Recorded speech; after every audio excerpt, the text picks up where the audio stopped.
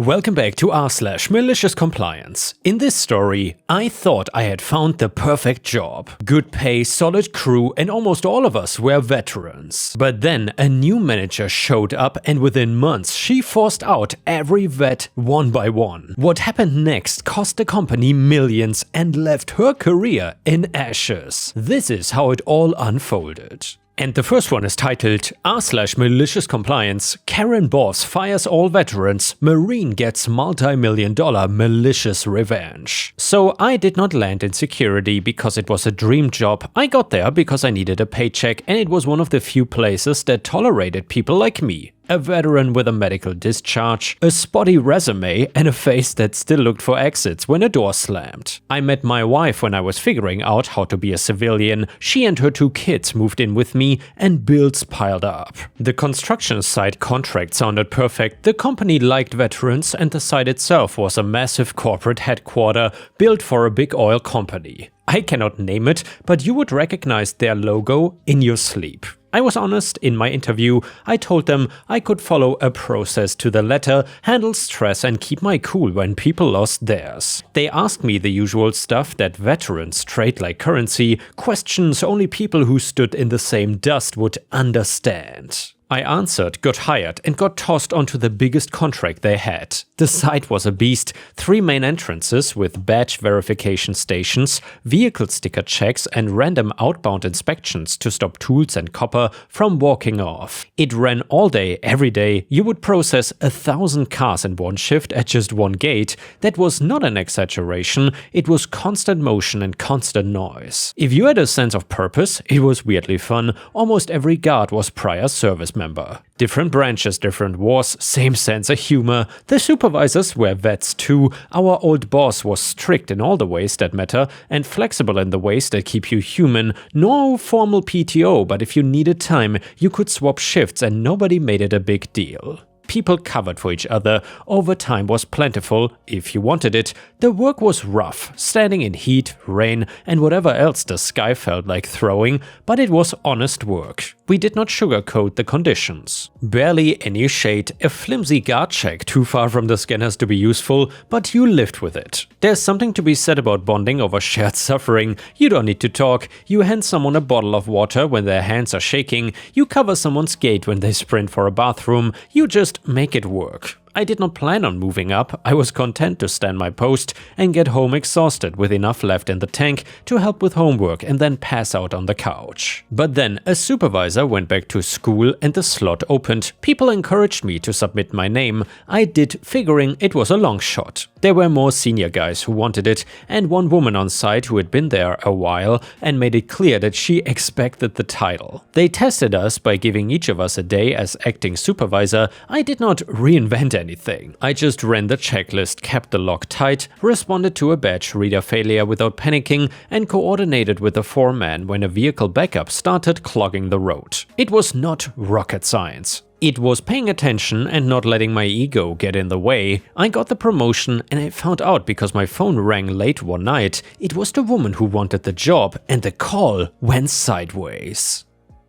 She accused me of being part of some boys club and said if I didn't resign, she would go to HR with sexism claims. I didn't know what to say, so I told my supervisor and he said they would take care of it. I started the next week as night shift supervisor. If this was a clean story, that would be the end. But unfortunately, it wasn't, and looking back, that call was the first tremor before the quake.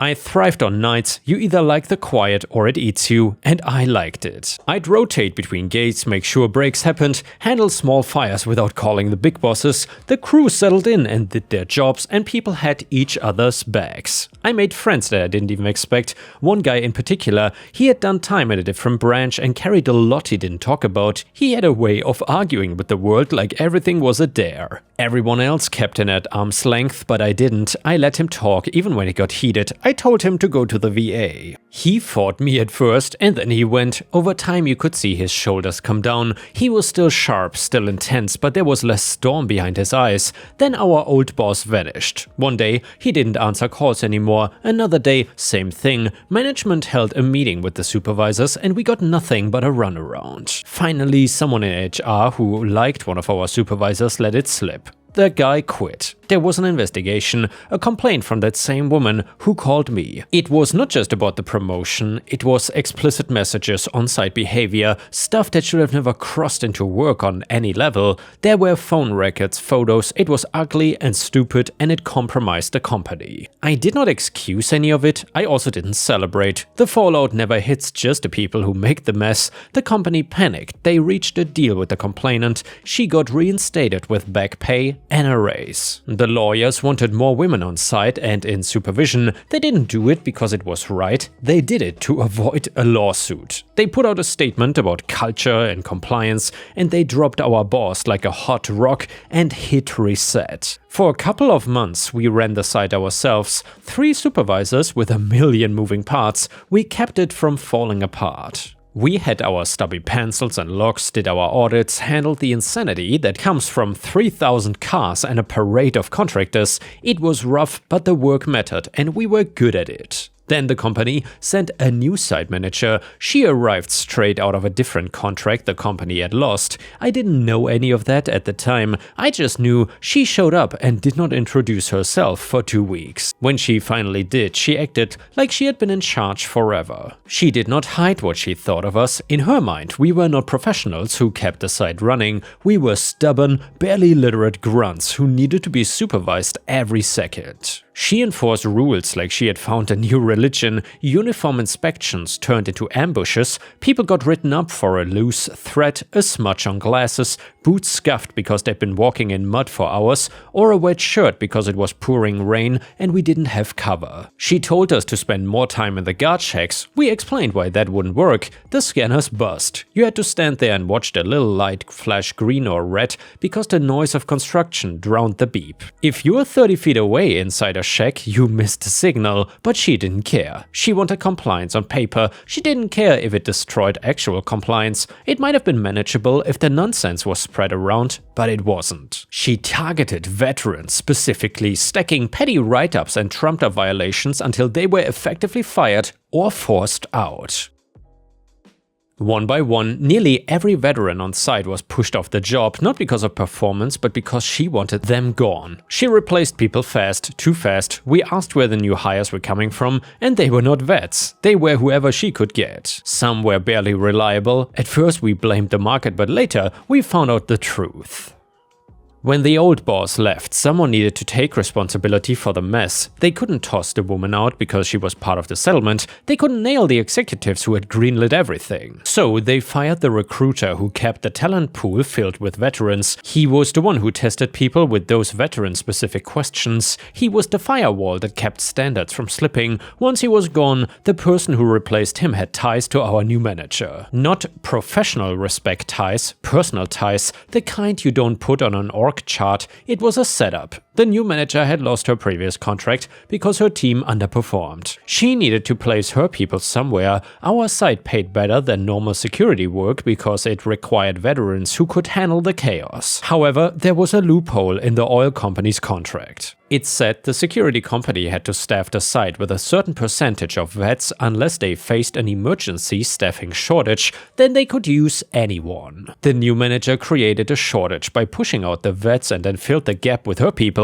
On paper, it was compliant. In reality, it gutted the site's competence. You felt it in the details. The new hires did not challenge suspicious behavior. They did not understand how contractors operated, or how theft happened, or why they needed to stare at a windshield sticker for 2 seconds longer. They left posts to sit in the guard shacks and scroll their phones. They threw away chain of custody forms because they looked boring. They treated contractors like the enemy or like friends they could let slide. Either way, it was wrong. We tried to fix it. We wrote memos, we documented patterns, we offered training. We even called for backup when we saw the workload spike. We begged for more scanners and shade structures. The new manager responded with another round of write-ups for the vets left standing. She told us to stop resisting resisting change. I lasted longer than I should have. I'm stubborn when I think the mission matters, but eventually she turned the spotlight on me. She nitpicked every log entry, she second-guessed every decision. She even threatened to change my shift hours to conflict with my family schedule. She demanded I remove a guard from the gate because he made her uncomfortable, not because he did anything wrong. I realized I could not shield anyone anymore. I was not making it better, I was enabling it by trying to hold the line while she hollowed out the floors underneath. So I resigned. I walked my badge to the office, turned it in, and told the night crew that I was done. It felt like I was quitting on a squad. It stuck in my throat, but I couldn't keep doing it and then go home to my wife and pretend I was not bringing the poison into our house. I got a new job with a different security company. Funnily enough though, my old boss from before his implosion landed there. I did not report to him, I reported to the supervisor who had left under the new manager's pressure, and he was steady as always. The pay was good, the contract was smaller but ran properly. I slept through the night again. I kept in touch with a couple people still trapped on the old site, and they told me it was only getting worse. I didn't know that one of the guys I used to look out for had decided to handle it in his own way. The same guy most people avoided. He was precise in ways people didn't notice. It's a stereotype to say that all Marines have a talent for following orders to the letter, but in his case it was true. He would read an SOP once and recite it back to you. He would memorize the sticker's font spacing like he was studying for an exam. He had what you would call a high sensitivity for patterns. He would pick out what didn't belong faster than anyone I knew. He was still on the old side. He had the least to lose and the most reason to not let it go. The new manager had forced out all the other veterans. He stayed because he was angry and because he believed in the rules even when the people in charge did not. I found out later that he started focusing on one part of the job that most people saw as menial: vehicle stickers. The oil company required any vehicle driving onto the construction footprint to have a site-issued sticker. You got one by passing a vehicle inspection and showing your license and insurance. The inspection meant something. The site had tight roads, moving heavy equipment, and spotters who depended on drivers not being idiots. The license requirement was not just bureaucracy. Without it, the risk of injury skyrocketed. The company needed compliance for insurance, and everything was tied to it. When staffing slipped, inspections slipped too. Contractors didn't want to wait for their guys to go through the process. Someone started making fake stickers. At first they were laughable, different shade, ink that bled in the rain, wrong coats. Over time though, they got better, laser printers improved, vinyl stock became easy to buy. A clever person could produce a sticker that looked real at a glance, that was enough to get through with a distracted guard. The Marine was not distracted, he had a memory for the micro. He saw the difference between the way the numbers were cut in one badge versus another. He saw how the legit sticker's adhesive left a barely noticeable residue pattern around the edges after a week in the sun. He said he could smell fakes after a while. I don't know about that though.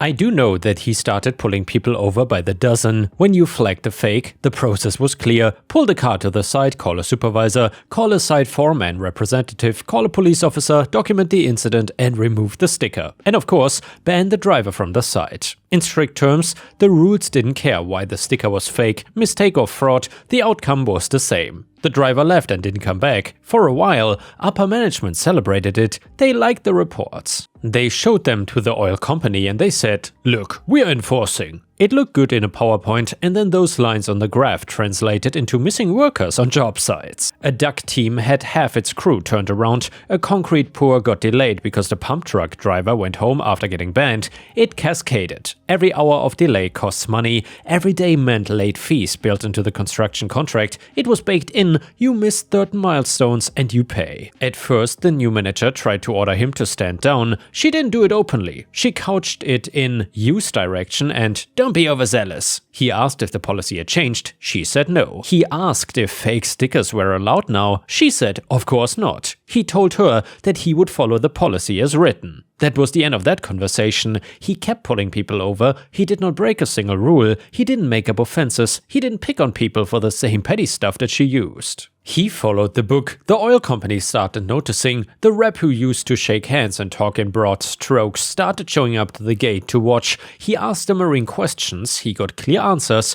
and the rep went back to meetings and asked our security company's management pointed questions that they didn't like. They tried to throw the Marine under the bus as a rogue actor. The problem for them was simple. The forms and policies were the oil company's, the Marine was following them exactly. If the oil company wanted the pullovers to stop, they would have to change their own rulebook. But they didn't, they couldn't, too much liability, and the Marine knew that. So he continued. The construction site is a living thing. It depends on timetables you don't see if you're not looking for them. Steel arrives on a day for a reason, heavy equipment gets rented for a week at terrible rates and needs to be used every hour to justify the cost. Drywall cannot go up if the mechanical rough-in is not complete. You lose one day in one corner of the site and it backs up a week of work across 5 trades. Then the finance office wakes up and starts asking why their timeline is cracking. It didn't crack, it broke. Contractors revolted. They blamed the oil company first. They said the sticker policy was a cudgel abused by security. The oil company pointed to the policy which everyone had agreed to. Contractors then blamed our security company for incompetence. They said we were not inspecting properly at the start of the project, allowing the fake sticker trade to flourish. That part was true. The old vet heavy crew kept it tight. The new manager's people let the cracks widen. Once money started moving through those cracks, it was hard to seal them. And well, the Marines' pullover spiked. The oil company scheduled a stakeholder review, which is just a fancy way to say they pulled everyone into a room to yell at each other and they asked the Marine to come. He brought his logbook, he didn't embellish, he didn't grandstand, he laid out dates, times, sticker badge numbers and names of drivers, he pointed to the policy, he said he could not ignore fake stickers because then, the first time a driver without a license hit someone with a truck, he would be the one deleting footage from a camera because he couldn't look at it. He was not gonna be that guy. Someone asked if there was a way to ramp up legitimate inspections to get people legal again. He offered 3 suggestions. He told them what they needed in equipment and staffing to run an express inspection lane for vehicles and license verifications. He asked for a temporary overtime schedule for security with bonuses for handling the extra workload. He asked for police to dedicate more officers temporarily to help process legitimate bans. It was all doable if the oil company cared enough to pay for it. The oil company looked at the budget and asked whether our security company would eat the cost. Our security company said no. The new manager said that she would look into efficiencies, which meant nothing. They didn't listen. The Marine was one guy at a gate. He did not need them to listen. The pullovers continued. In a short period, the numbers got crazy. Hundreds of workers turned around across the site. Some were back the next day with real stickers and the right paperwork, but many weren't. Contractors started missing headcount. Some stopped showing up. It spiraled. The oil company was on the hook not just for late penalties, but for liquidated damages built into their leaseback agreement with the old building they were vacating. They had sold their old headquarters with a plan to move into the new one. The timeline made sense only if the new building delivered on time, but it didn't. The new owners of the building saw what was happening and extorted rent payments the oil company hated. Every day the new building sat unfinished, burned money. While this was going on, another problem got harder to hide. Materials were disappearing. It was not petty stuff, it was high value. Copper wires, tools, small generators. It had been happening for a while because the new hires did not run outbound inspections aggressively. You are supposed to have random pullovers. You are supposed to open toolboxes and log serial numbers for expensive gear leaving the site. The new crew did not want to anger contractors by doing their job. They also didn't want to get up from their chairs though. Well, by the time someone noticed, the losses were ugly. When the oil company started pulling on the thread, more fell out of the sweater. The new manager's favorite guards had connections to certain subcontractors. It was not enough to get criminal charges right away, but the relationships were inappropriate. One of the replacement guards got caught on camera waving through a truck at a time when he was supposed to be conducting outbound checks. Another one was recorded coaching a driver to come back when so-and-so is on shift. The oil company's internal audit finally had permission to go past the surface. The new manager's approach was to tighten the screws on the people she felt safe bullying. It made her feel like she was doing something. It didn't fix any of the obvious problems. She issued a new uniform policy. She tried to change how brakes worked, which made people hide even more. She tried to make the Marine rotate off the main gate so she could put someone more flexible there. He had coverage under the policy, which required experienced guards at the primary entry to ensure safety compliance. He used her own paperwork to stay exactly where he was. In essence, there was no single explosion. It was a series of small detonations that rattled the whole structure. The oil company issued a notice of breach to our security company. It was a legal letter explaining how they were failing to enforce site rules and asking for a cure. There was a cure period. If they didn't fix it in that window, the oil company could terminate the security contract and in certain circumstances seek damages for losses tied to their failure. It was serious. The new manager treated it like she could write it out, and then an accident happened. I won't describe it in detail. No one died, but someone was hurt. The driver was on site with a fake sticker. The Marine was not at that gate. He was not on duty. The driver had gotten through because one of the replacement guards waved him in. The cameras captured everything, including a clear shot of the fake sticker. That was the moment the oil company said enough, and the Marine had not caused the harm. He had tried to prevent it in the only way he could, but the new manager needed a scapegoat. She suspended him pending investigation. Everyone who knew anything saw the setup. He didn't care if they fired him. It was not the purpose. His purpose was to force the system to do what it promised to do. When you work a job like that, your tools are simple. You keep your logs, you write incident reports clearly and without flair, you have witness sign when they can, you stick to the facts. And the Marine's logs were clean. He had dates, times, badge numbers, sticker badge codes and observations. He submitted everything to the oil company audit team directly when they asked. He did not go around the new manager. He handed it to the customer in a way that was allowed by the contract, which required security supervisors and guards to cooperate with audits. He knew how to read an agreement. He knew how to find his cover, and he hugged policy like armor. The oil company launched a deeper audit, and they brought in a third-party firm with no ties to our security company. They sent people to spot-check gates, watch camera footage, and interview security staff. They pulled the sign-in logs for sticker issuance and compared them to the number of stickers printed. There was a mismatch. They traced sticker serial sequences. Some were missing, others were repeated. They requested printer logs, and the printer logs had been lost. That never looks good. They found the emergency staffing clause. They asked when it was triggered, who authorized it, and how long it was in effect. The answers were inconsistent. They asked why veteran hiring standards were lowered. The paper trail led to the new recruiter and the new manager. They were not smart about hiding their emails. You could see the substitution happen in real time. At one point, a chain even referenced, "Use your people until we normalize." It was enough to establish intent or at least carelessness with obligations. The oil company did not move fast though. That's not how they operate. They are slow until they are not. When they are not, you feel it. They terminated the security contract. Not just at our site, but across multiple properties where it was feasible to switch vendors. They initiated claims for damages for the specific site, citing the breach notice, the audit findings, and the timeline of the accident. They held back payments due and offset them against a growing tab of penalties and delays. They did not blame the Marine. They named the new manager, the recruiter, and the security company's regional director in their narrative. They reserved the right to refer matters to law enforcement if the sticker fraud was tied to profit motives. It hurt the company. It should have. They had turned a contract that was supposed to be a showcase into a problem they couldn't spin away. The number that got thrown around later was not audited by me, but it was big. 8 figures in delayed completion penalties and secondary costs. Some of that was tied to factors outside security, but a lot wasn't. The security company's stock dipped, the regional director resigned for personal reasons, the recruiter left, and the new manager, aka the one that hated veterans, was fired.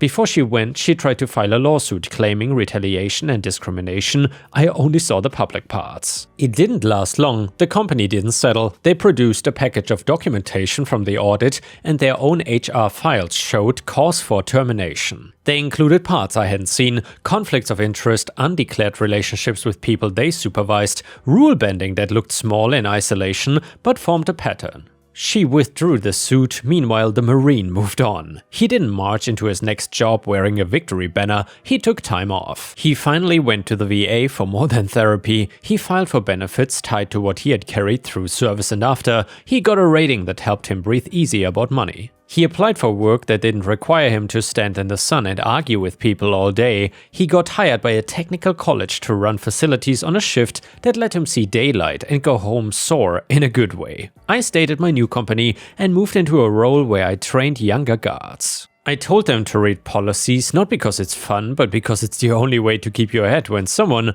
asks you to do something you know is wrong. I told them to write clean reports and not add color. I told them to know when to walk away from a job that pretends the rules are decorations. The oil company replaced our old company with a vendor that learned from the mess. They set up a real inspection lane, they installed shade structures, and they used more scanners, not fewer. They went back to hiring based on competence, veterans got calls again, it didn't fix what had happened, but it stopped making it worse. I think about those nights at the gate sometimes, the endless line of cars, the green blips, the small conversations that fill the spaces between noise. I remembered that job for the people who did it right and for the Marine who did what he did not because it would make him look good, but because it would force the people in charge to stop lying to themselves about how the world works. If a policy says do X and you don't like X, don't ask a guard to ignore it, change the policy or accept the consequences. He did not want to be a hero, he wanted to be a guy who didn't look away. Edit, someone asked me once if I was proud of what happened. I don't know if proud is the word, I'm relieved the mess got measured in money instead of funerals. I'm glad the people who did it right found greener ground. I'm satisfied the person who thought she could control everything got cornered by the one thing she couldn't spin, her own paper trail. I told my wife all of it in pieces. She said I needed to let it go. She's right in the way spouses are when they want you to unclench. I try. It helps that I can write it down and set it here though. Someone will read it. Maybe they will recognize a version of their job in it. Maybe there'll be someone with a small measure of power who needs a reminder that efficiency is not a synonym for cheating and that you cannot bully reality. The Marine still texts me photos of maintenance projects he's proud of, by the way. He rebuilt the HVAC unit in a way that saved his school a chunk of money. He doesn't talk about that gate much, he doesn't need to. It did what it needed to do. The oil company's termination letter wasn't a one-page "you are fired", it was a binder. They listed specific sections of the contract the security company failed to meet. They cited the clause that required veteran staffing percentages and how the emergency staffing exception had been abused. They also included logs of outbound inspection failures with timestamps showing trucks leaving without checks during times when the site had theft spikes. They attached the audit that traced the sticker serials and an exhibit of camera frames capturing fake stickers and guards waving vehicles through. They gave a window to cure, the security company submitted a plan, it wasn't bad on paper, new training, new equipment, and a promise to remove conflicted personnel. The oil company waited it and looked at the timeline to completion and the other costs already incurred. They didn't trust the plan because they didn't trust the people presenting it. After the accident, the cure window closed and the oil company moved to terminate for cause. The security company had legal options. They could argue that the damages were disproportionate or that construction delays came from other factors. They could argue the oil company contributed to the problem by failing to approve budgets for additional security resources when red flags first appeared. All of that might shave the numbers. It wouldn't erase the fact that they failed basic obligations, though. And yeah guys, if you enjoyed this XXL malicious compliance story, please don't forget to like the video and post a comment because that would help me tremendously. Thank you so much. The next one is another army-themed / military-themed malicious compliance story that is titled "Me, an Army Sergeant and a Colonel's Door." So I had the opportunity to work with a lot of different people in the military, enlisted officers, Army, Navy, Marine and Air Force. One thing I found was generally the higher the rank, the better the officer, so I'm offering up this story with my encounter with a colonel and a sergeant. As a CB assigned to public works, we had duty hours from 7 to 4, Monday through Saturday, and short of having to take a watch or work in an emergency, we generally had evenings and Sundays off. My living quarters were located just off my shop and the phone was ringing itself off the hook one Sunday morning. Irritated that the call hadn't gone through the front office, I staggered from my bed to answer it and was promptly informed that a couple of enlisted people over at Army encampment had gotten into a fight and one of them was thrown through the colonel's door and I should go get someone over there right away. Rather than screw up one of my GI's day off, I decided to handle it myself. When I pulled up to the colonel's office, I was amazed to find all that was left of the door was the top rail and the hinged steel. I took measurements, went back to the shop and cut a piece of plywood to fit, drove back and proceeded to nail up the plywood on what was left of the door. This is when the sergeant went into his first rant and I had to explain to him that we didn't just pull a ready-made door out of stock, but that one would have to be built, and because the glues had to dry, he would not be seeing a door until Tuesday. Tuesday came, and because I had all of my GIs taking out crews, I opted to take the Vietnamese inside shop crew over myself. When we arrived at the colonel's office, I found the sergeant still in a very ugly mood, which I chose to ignore. I directed my workers to put in the door, and while they were working, the sergeant came over to one of my workers and gave him a shove. I responded by jumping in between them and told the sergeant that he was not to touch my workers. We got the door in and my workers were proceeding to install a doorknob. Side note here, the original door's doorknob had the lock in it, but there wasn't one available, but we were gonna install a deadbolt lock in addition to the doorknob. The sergeant went off again and started screaming that the door wasn't any good if he couldn't lock it up and that I might as well wall it up. I tried to explain to him that we were gonna install a deadbolt, but he went into a full-blown rant and just kept screaming at me to wall it up, and then he kicked one of my Vietnamese workers who was kneeling to put in the doorknob. Big mistake. I motioned my workers out to the truck and grabbed a hammer and some 16 penny nails and nailed that damn door shut. Drove back to my shop and was sitting in my office cooling off when the phone rang. It was the colonel asking me if I just had one of my men over there fixing his door. I told him no, that it was me personally. His tone of voice changed and he said, "Oh, is there a problem?" I told him that there wasn't a problem as the sergeant in his front office didn't care for our workmanship and that he wanted it walled up, so I obliged him. The colonel told me that he would speak to the sergeant, but he needed a favor. I said sure and asked him what he needed. He said, "Would you come back over here and let us out?" What? You don't have a back door? I tore on over there and during the whole time I'm apologizing and the sergeant is apologizing and the colonel is standing there laughing. And before we end the video, let's read one last story from r/MaliciousCompliance. This one is titled, "Platoon Sergeant said we could only have 2 beers with dinner." Germany was my first duty station when I was in the army. After FTXs, field training exercises, the platoon would get together for a platoon dinner at the local Hofbrau. Since it was always the start of a 4-day, we would all get hammered at the platoon dinner. Well, PSG, platoon sergeant, eventually said we could only have 2 beers with dinner. So we started ordering the 1-liter Steins. The PSG said we could only order 1 Stein with dinner, so we started showing up to the Hofbrau early to have beers before dinner and still ordered the Steins and then have 1 with dinner. Usually by the end of the night, all of us were at least 4 Steins in and absolutely obliterated, but still had only 1 Stein or 2 beers with dinner. Good times, good people. And someone in the comments said, coming back from Afghanistan, we were in Kyrgyzstan and were given 2 tickets to get beer with that one night. We were allowed 2 beers a person and that was it. It only took a second to realize why the Coors, Budweiser and Miller 12-ounce bottles looked like they were all covered in dust and the 24-ounce Stellas, I think that's what they were, it was 20 years ago, were gone as soon as they brought the next case out. People were selling their tickets for $20 as well, so what a night that was. And yeah guys, I hope you enjoyed the Malicious Compliance stories. Please don't forget to subscribe to not miss my daily uploads and I will see you again tomorrow.